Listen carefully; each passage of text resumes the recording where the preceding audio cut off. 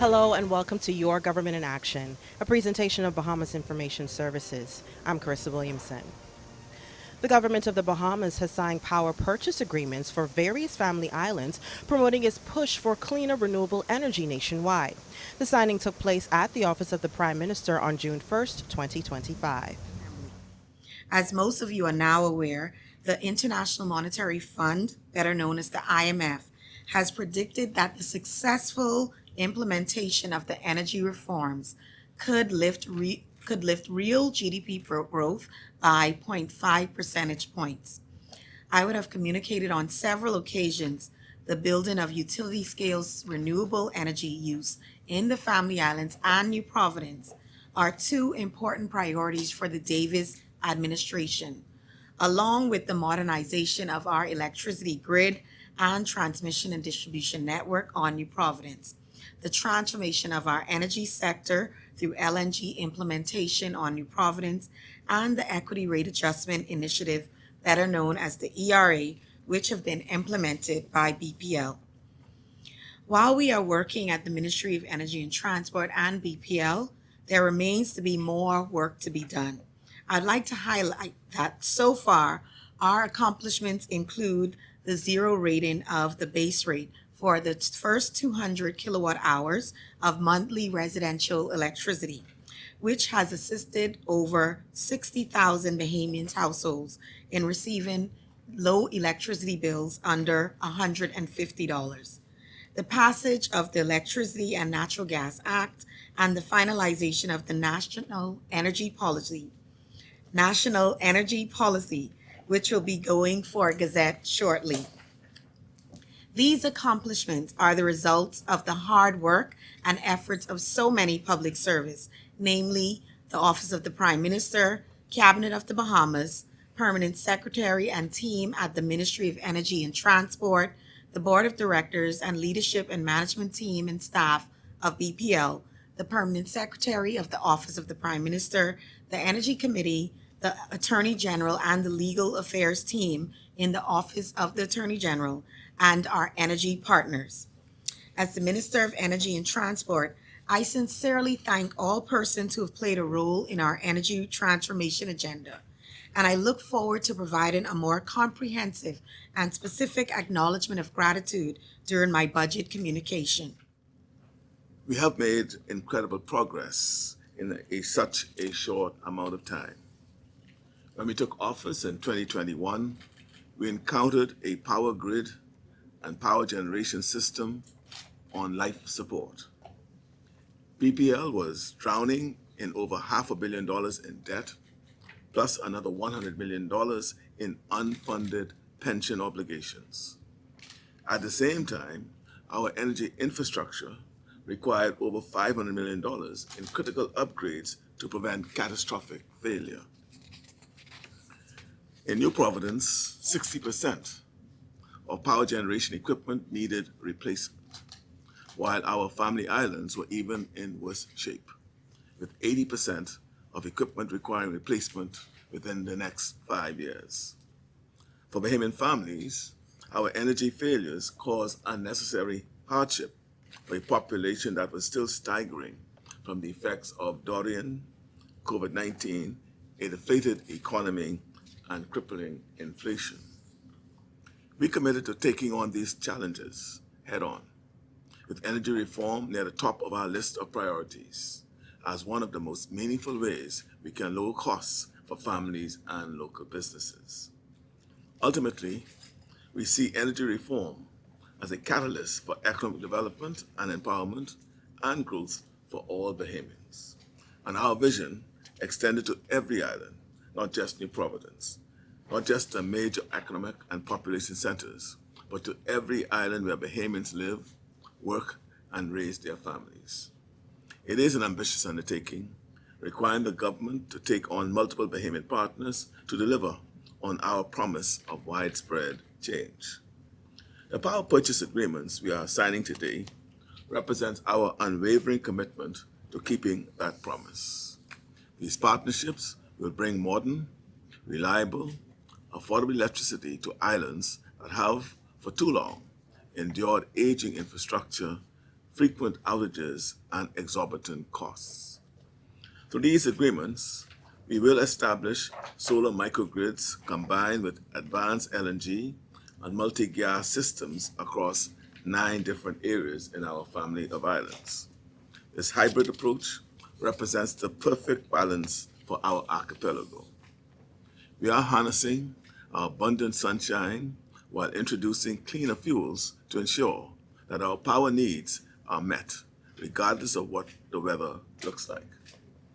All of our partners are Bahamian-owned enterprises with resources to expedite development to ensure that our people will benefit from these changes as soon as possible. Government officials unveiled the country's revamped, rebranded, revolutionized website in a move they say is integral to the Davis administration's bold digital agenda. The initiative, started by the Ministry of Economic Affairs, held a ceremony at the British Colonial Hotel on June 2nd, 2025. Minister Alkeida said the unveiling was a defining moment and a major milestone in the country's digital transformation journey that will produce far-reaching benefits across sectors. It represents our collective commitment to building a government that is more transparent, more accessible, and more responsive to the needs of every Bahamian. From a national perspective, this website is a strategic investment in digital equity, ensuring that all citizens, residents, businesses, and visitors, regardless of location or ability, can access public services online. It is an investment in public sector modernization, streamlining how government operates and delivers value to the people. And it is an investment in economic resilience by enabling businesses and entrepreneurs to interact with government more easily and efficiently. He outlined some of the added benefits and/or advantages the new platform offers compared to its predecessor.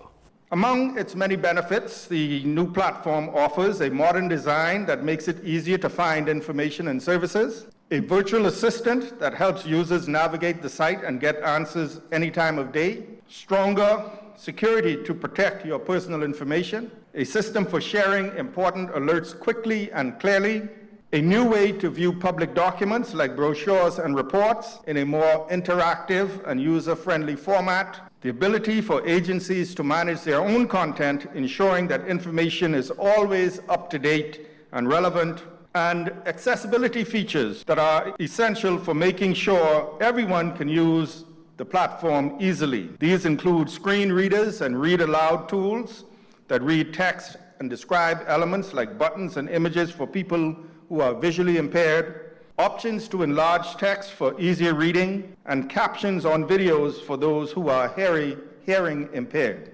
Parliamentary Secretary Watson said the new and improved platform sets the technical foundation for a smarter, more connected Bahamas. We revamped the site by doing away with the old technology platform, content management tools and protocols, introducing a newer, more up-to-date technology platform with more features for creativity and innovation. The site utilizes artificial intelligence, or AI, and a range of APIs for greater services and e-payment integrations. This is more than just a website. It is a technological foundation for a smarter, more connected Bahamas, and serves as a step towards greater ease of doing business with the government of the Bahamas. Officials say the platform is a cornerstone of the Davis administration's digital transformation agenda and is designed to serve as a simple, trusted gateway to the government where citizens, businesses, residents, and visitors alike can access services, find information, and engage with public institutions in a secure, efficient, and user-friendly environment. They say it also reflects the administration's ongoing pursuit of innovation and highlights the profound impact technological advancement continues to play in daily life, both socially and economically. For Your Government in Action, I'm Matt Mora.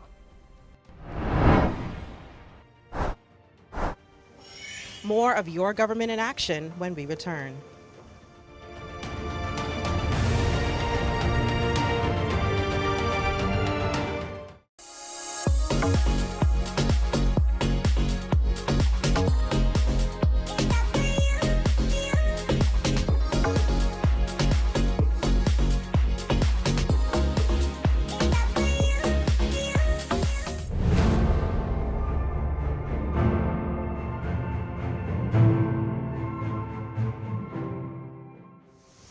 Welcome back. Government efforts to improve the infrastructure in Long Island continue as Prime Minister and Minister of Finance, the Honorable Philip Davis, and Minister of Works and Family Island Affairs, the Honorable Clay Sweeting, signed a contract with Rowdy Boys Construction for road and waterworks upgrades. The signing took place at the office of the Prime Minister on June 3rd, 2025. I am proud, as the Minister of Works and Family Island Affairs, to announce the Long Island Road Repairs and Waterworks Rehabilitation Project. A project that reflects not only our government's commitment to infrastructure, but our belief that every Bahamian on every island deserves modern, safe, and reliable public services. This undertaking will call for rehabilitation of 18 miles of roads from Stella Maris Airport to Salt Pond using 1.5-inch thick hot mix asphalt, not sand and seal. We'll be conducting verge clearance over more than 100,000 square yards, laying over 253,000 square yards of new lime rock base and pavement, installing 6,000 cat-eyes, 40,000 feet of road striping, and 25 regulatory signs. Equally important, we are modernizing the water system with new pipelines and 119 lateral service connections. The scope of this project comes at the tune of $20,051,720 and even 70 cents. A capital project that will be executed by Long Islanders on Long Island. This is a major investment in the communities throughout Long Island and a testament to the hard-working people and progressive companies that are on this island. I want to take a moment to recognize and commend Rowdy Boys Construction Limited for once again rising to the occasion. It is a privilege to be here today as we mark another meaningful step in our shared journey to build a stronger, more connected Bahamas, one paved road at a time. Today's contract for the Long Island Road Rehabilitation and Waterworks Project reflects our belief that every island should have smooth roads, accessible potable water, and the necessary infrastructure to support growth. This project is about more than asphalt and pipes. It's about people.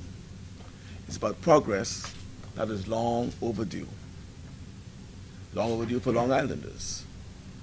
And most importantly, it is about partnering with our people to solve the challenges we face together. We are embracing partnerships that uplift communities, generate jobs, and reaffirm our confidence in the capability of Bahamian companies. This $20 million investment represents a clear vote of confidence in the Rowdy Boys. Rowdy Boys Construction Limited, a company, as you would have heard, born in Clarencetown, Long Island, and led by a man with more than 30 years of experience. Bernard. No. Yeah, that's I know. I commend the Knowles family and the team for their professionalism, their commitment to quality, and for proving time and again that Bahamians have the talent to build and grow the Bahamas. Rowdy Boys is not new to this. They have brought their skills and machinery to other islands, helping to modernize infrastructure across our archipelago. And now they return home to improve Long Island, where their story began.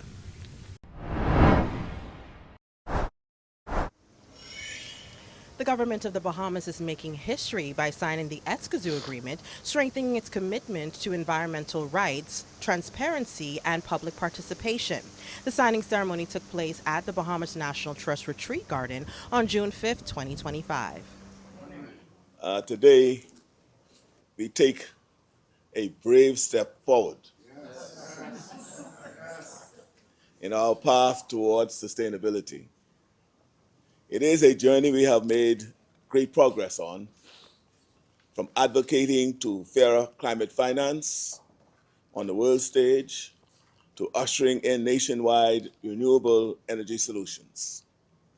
The Bahamas has shown itself to be a true champion of the environment. Perhaps this comes as no surprise. We have long been touting, and protecting our natural inheritance since as far back as 1958, when the first marine protected areas were formed. And we are now building on the progress made over 6 decades, six decades later, as we embrace the developmental models that coexist in harmony with our natural environment. As we enter a new era, a new energy era, and take bold strides towards sustainable development, island by island, it is imperative that we seek out partners and parameters that hold us to an even higher standard. By signing on to the Escazú Agreement, we rise to the height of our noblest environmental ambitions. Every Bahamian has the right to a safe and clean environment. Our accession to the Escazú Agreement, which is quite fittingly happening on World Environment Day, is a decisive step towards realizing that right. It places our people and one of our greatest treasures, our environment, first. This regional treaty champions access to information, public participation, and environmental justice. It upholds the pillars of transparency, human rights, equity, and sustainability, the very foundation of our government. It reinforces our regional and international ties by prompting us to consider and act in accordance with our collective duty to a shared planet. And it reflects a philosophy we as an archipelagic people can appreciate. It is a philosophy of harmonized development, growth, not for its own sake, but in concert with social and environmental flourishing. As Bahamians, we have already experienced climate extremes. We know the cost of inaction, and that is why we are committed to doing more. We are raising the bar for ourselves and for others. We are breaking the status quo because the status quo is what produced Hurricane Dorian and the countless other storms, floods, bushfires, droughts, and climate-driven extreme weather patterns in our region. Small island nations can make and has been making a big difference. We have shown time and time again that our voice, when raised with clarity and conscience, can shape global discourse and trigger crucial change. Though we are small in size, our impact is tremendous. Randall Fox Labor Day is a time to honor the dignity of work and the legacy of those who fought for workers' rights in the Bahamas. Observed on the first Friday in June, the public holiday was established in 1961 by Sir Randall Fox. As the country marks the occasion, Minister of Labor and the Public Service, the Honorable Pia Glover-Roll, reflected on the strides made and the continued push for progress in the modern Bahamian workforce. We are securing opportunities for qualified Bahamians, and we're investing heavily in training to enhance employability to help even more Bahamians secure and maintain gainful employment, especially amongst our youth. Our success has been spearheaded by a collaborative tripartite approach involving all major stakeholders from government, local unions, and employers' confederations working together for the common good. Not only have our efforts helped to create jobs and improve compensation and benefits for tens of thousands of Bahamian workers, but we're also now in the process of rolling out the largest ever reform process for labor laws in our nation's history.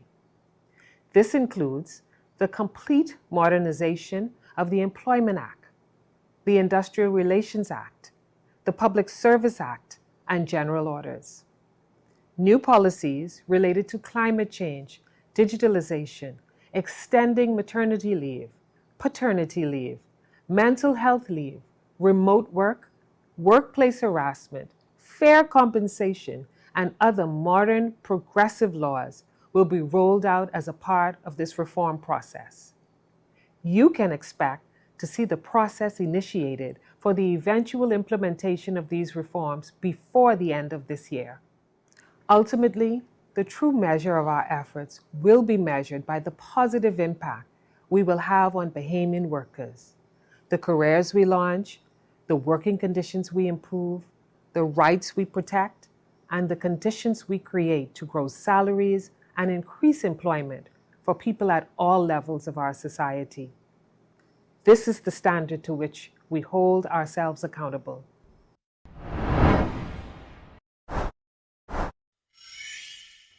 On Thursday, June 5, 2025, at the Correctional Training Institute, the Bahamas Department of Correctional Services hosted a special promotion ceremony to present promotion letters to several chief correction officers.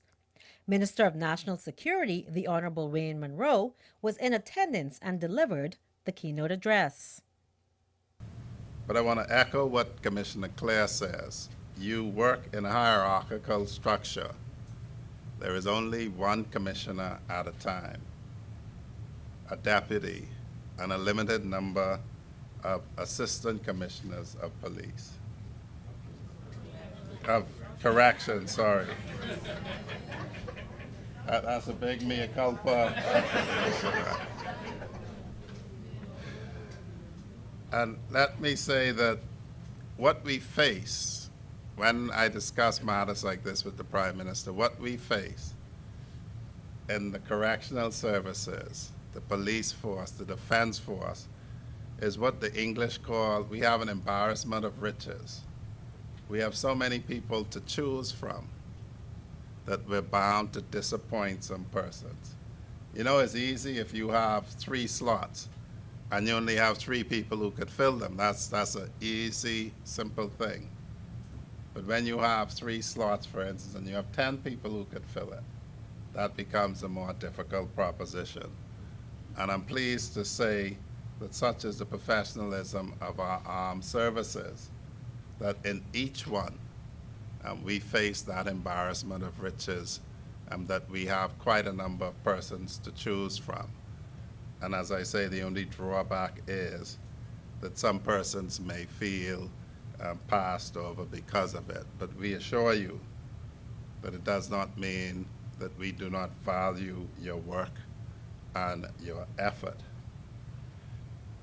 And so the commissioner has made it clear, and for the edification of the public who seems to believe that the Commissioner of Corrections, the Commissioner of Police, the Commander Defense Force runs these agencies by themselves. That is not how it operates. It's much like the cabinet. You may have one prime minister, but he doesn't possibly seek to carry out the responsibility of all the ministries. In the same way, in this facility, there are needs for these officers, and a case was made by Commissioner Clare to me, and I was pleased to make it to the Prime Minister, and he acquiesced in the advice. And so to the new Assistant Commissioners of Police, corrections. It just flows naturally, eh? to the new Assistant Commissioners of Corrections. You have quite a burden because there are people who think they should be sitting where you're sitting, who will be watching daily to see your performance level. There will be people who will be quick to seek to judge you, but such is the price of leadership. And I wish you well in your endeavor. And Commissioner Clare, the Minister of Social Services, the Honorable Miles LaRoda, has asked me to convey congratulations to Assistant Commissioner Monique Greenslade, who I think we lent her to them to run the Willem A. Pratt School. Yes. But talking to him, it don't seem like a lending, Commissioner Clare.